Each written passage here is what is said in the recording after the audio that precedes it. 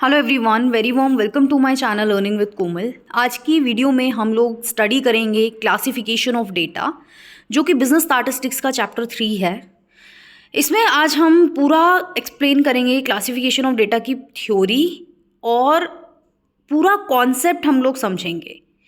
Video को start करने से पहले मेरी आपसे एक रिक्वेस्ट रहेगी कि मैंने एक बिजनेस स्टैटिस्टिक्स की प्लेलिस्ट बनाई हुई है, उसका लिंक आपको डिस्क्रिप्शन बॉक्स में भी मिल जाएगा, और नहीं तो आप मेरे चैनल की प्लेलिस्ट वाले सेक्शन से उस प्लेलिस्ट को आप देख सकते हो, जिसमें बिजनेस स्टैटिस्टिक्स के आपको सभी टॉपिक्स मिल जाएंगे।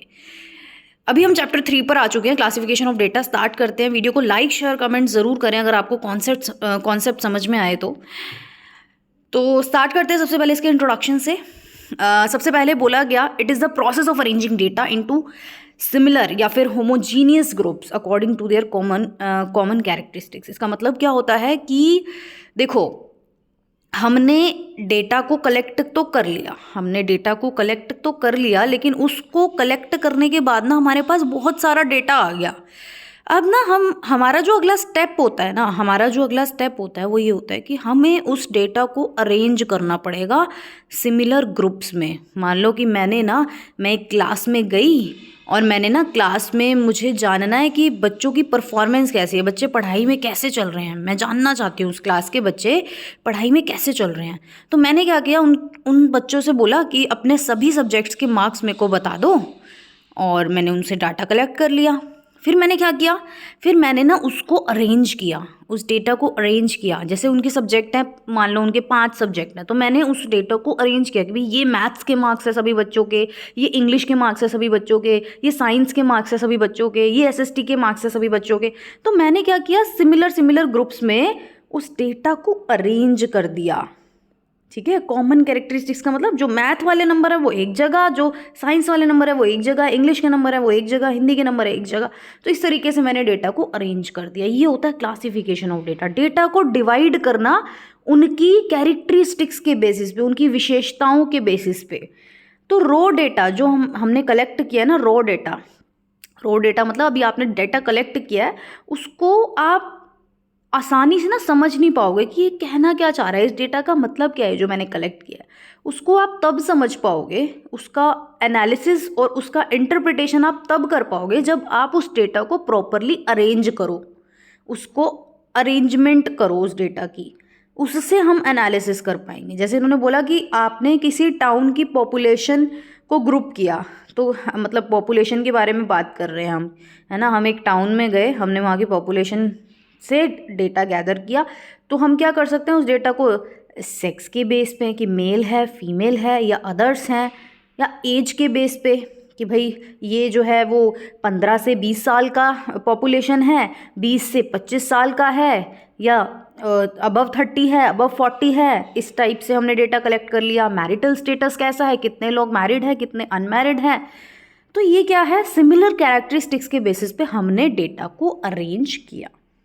ऑब्जेक्टिव्स की अगर मैं बात करूं तो हम डेटा को क्लासीफाई कर क्यों रहे हैं, क्या उद्देश्य है डेटा को क्लासीफाई करने का। इसका उद्देश्य है कि ये पूरे डेटा को कॉम्प्रेस कर देता है। कॉम्प्रेस का मतलब समझते हो कि जैसे हमारी कोई पीडीएफ फाइल होती है और वो बहुत बड़े साइज़ की होती है, तो हम उसको क्या करते हैं, कॉम्प्रेस करते हैं, उसको छोटा बनाते हैं, उसको छोटे साइज़ का बनाते हैं। तो डेटा भी बहुत सारा होता है, तो उसको हम कुछ इस तरीके से अरेंज करते हैं कि वो एक कॉम्प्रेस्ड वे में हमें दिखे, ताकि वो आसानी से समझा जा सके सिमिलैरिटीज़ के बेसिस पे। तो ये एक उद्देश्य है डेटा क्लासिफिकेशन का।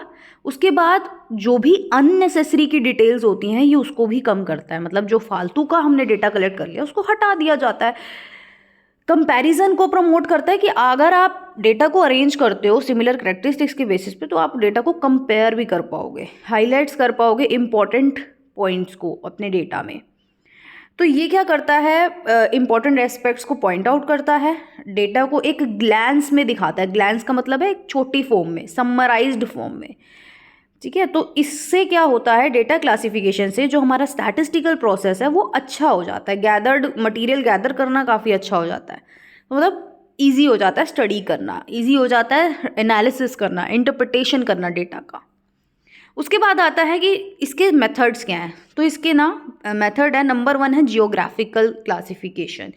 जब आप अपने डेटा को जियोग्राफिकल लोकेशन के अकॉर्डिंग डिवाइड करो, क्लासीफाई करो, तो उसको बोलते हैं जियोग्राफिकल। जियोग्राफिकल मतलब कि मैंने ना इंडिया में ना कई स्टेट्स से डाटा कलेक्ट किया, तो मैंने स्टेट्स वाइज उसको अरेंज कर दिया। जैसे आप ये एग्जाम्पल में देख सकते हो, असम से डाटा कलेक्ट किया मैंने पॉपुलेशन का, बिहार से किया, गोवा से किया, गुजरात से किया, हरियाणा से किया। इसका क्या मतलब है कि मैंने जियोग्राफिकल क्लासिफिकेशन किया, मतलब लोकेशन के बेसिस पे कि ये जो डेटा है मैंने इस जगह से लिया, ये जो डेटा है मैंने इस जगह से लिया, तो वो होता है जियोग्राफिकल क्लासिफिकेशन जो लोकेशन के बेस पे हो। दूसरा आता है क्रोनोलॉजिकल क्लासिफिकेशन। क्रोनोलॉजिकल का मतलब होता है, जैसे होता है ना ABCDEFGH, इसका मतलब क्या होता है, स्टेप बाय स्टेप, कि पहले मैंने, जैसे उन्होंने क्या बोला, क्लासिफिकेशन ऑफ डेटा जो है वो डिफरेंट टाइम पीरियड्स से जब हम लेते हैं तो क्रोनोलॉजिकल, जैसे पहले 2002 आया तो 2002 ही लिखा जाएगा, उसके बाद 2007 आएगा। ऐसा तो नहीं है कि मैंने 2007 को पहले लिख दिया और 2002 को बाद में लिख रही हूँ मैं, जैसा इस एग्जाम्पल में दिख रहा है ना। तो कहने का मतलब है कि आपको क्रोनोलॉजिकल क्लासिफिकेशन करना है कि पहले जो चीज़ है उसको पहले लिखना है कि 2002 में नंबर ऑफ स्टूडेंट इतने थे, उसके बाद आता है हमारा ईयर 2007 में इतने थे, उसके बाद हमारा ईयर आता है 2012, 2017, 2022। इससे क्या पता चला, इससे हमें ये पता चला कि क्रोनोलॉजिकल एक सीक्वेंस है। मैंने 2022 को पहले उठा के नहीं रखा, मैंने पहले 2002, फिर 7, 12, 17, 12, 22, मतलब जो बाद में नंबर्स आ रहे हैं उन्हीं को लिखा, मतलब क्रोनोलॉजिकल मैनर में। तो वो होता है क्रोनोलॉजिकल क्लासिफिकेशन। तीसरा आता है क्वालिटेटिव क्लासिफिकेशन। क्वालिटेटिव क्लासिफिकेशन का मतलब क्या होता है, जो कैरेक्टरिस्टिक्स के बेसिस पे जब मैं अपने डेटा को क्लासीफाई करूँ, जैसे कि कास्ट के बेस पे, धर्म के बेस पे, रिलीजन होता है, सॉरी, हाँ, लाइक रीजन मतलब जो उसका एरिया है, किस एरिया से मैंने उसको कलेक्ट किया है, कास्ट हो गया, सेक्स हो गया, जेंडर हो गया, एजुकेशन हो गया, इन बेसिस पे जब मैं इन कैरेक्टरिस्टिक्स के बेसिस पे जब मैं अपने डेटा को क्लासीफाई करूँ तो वो होता है क्वालिटेटिव क्लासिफिकेशन।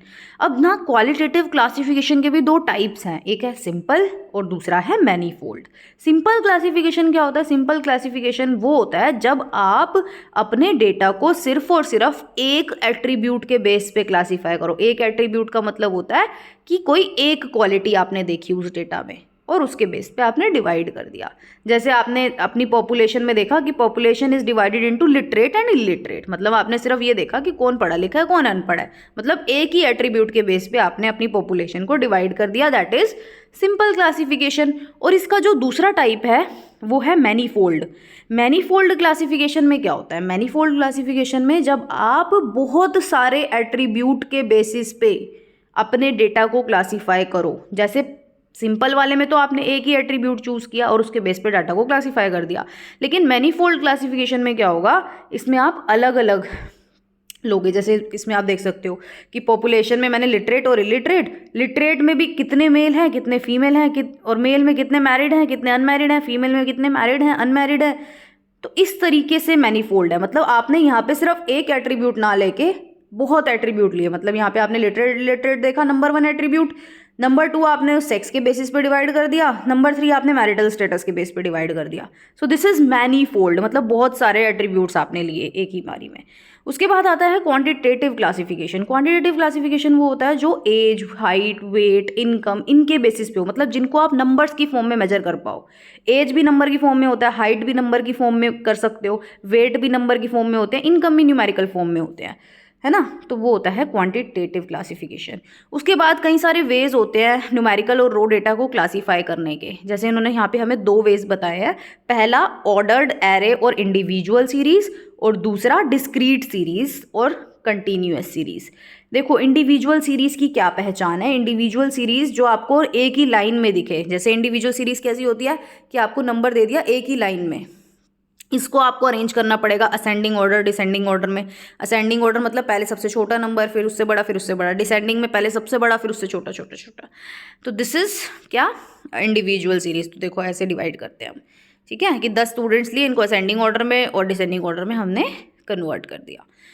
फ्रीक्वेंसी डिस्ट्रीब्यूशन होता है। फ्रीक्वेंसी डिस्ट्रीब्यूशन में हमारी 2 सीरीज आती है, एक होती है डिस्क्रीट सीरीज, एक होती है कंटिन्यूअस सीरीज। देखो डिस्क्रीट सीरीज की सीधी सी क्या पहचान है, डिस्क्रीट सीरीज में क्या होता है कि आपको कुछ इस तरीके से गिवन होगा डेटा, जैसे यहाँ पे दिया हुआ है ना नीचे, हाँ इस तरीके से आपको डेटा गिवन होता है, मतलब 2 लाइंस में, जिसमें एक लाइन आपकी एक्स होती है और दूसरी लाइन आपकी फ्रीक्वेंसी होती है, एफ होती है है ना। तो इस तरीके से आपको डिस्क्रीट सीरीज़ में डेटा गिवन होता है। एक होती है हमारी कंटिन्यूस बहुत फेमस सीरीज़ है, जैसे आपने देखा होगा 5 to 10, 10 to 15, कुछ इस तरीके से कंटिन्यूस सीरीज़ होती है, जिसमें भी इसमें भी फ्रीक्वेंसी होती है ना। उसको हम बोलते हैं फ्रीक्वेंसी डिस्ट्रीब्यूशन। तो मतलब इसमें कुछ नहीं है, बस आपको इस चैप्टर में यही बताया गया कि किस तरीके से आप डेटा को क्लासीफाई करते हो। तो बहुत ही सिंपल और ईजी चैप्टर है ये। वीडियो अगर आपको पसंद आई हो, कंसेप्ट आपका क्लियर होगा, तो आप प्लीज़ वीडियो को लाइक शेयर कमेंट जरूर करें, मेरे चैनल को सब्सक्राइब करें, आपका भी चैनल है ये। चलिए, और प्लेलिस्ट ज़रूर देखें, ज़्यादा से ज़्यादा स्टूडेंट्स तक अपनी शेयर करें वीडियोज़, अपने फ्रेंड्स को शेयर करें। Thank you so much.